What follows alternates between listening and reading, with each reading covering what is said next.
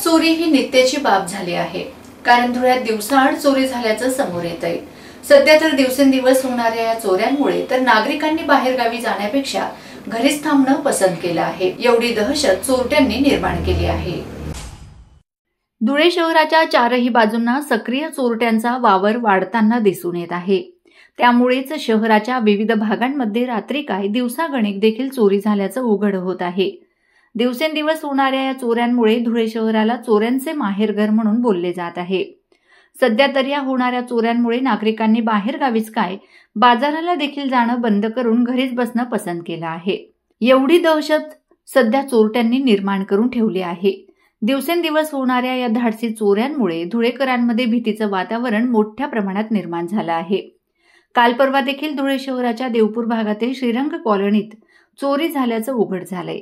देवपूर भाग हा चोरट्यांचा turning point ठरत आहे, कारण आतापर्यंत देवपूर भागातील विविध भागांमध्ये चोरी झाल्याचं प्रमाण दिसून आलं आहे।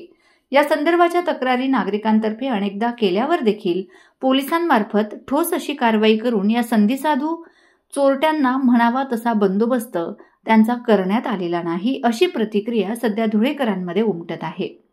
पोलीस अधीक्षकांनी या संदर्भाची कारवाई करण्यासाठी पोलीस विभागांना तातडीने सूचना देऊन अशा संधीसाधू चोरट्यांचा बंदोबस्त करण्यात यावा, अशी मागणी सध्या धुळेकर जनता करत आहे।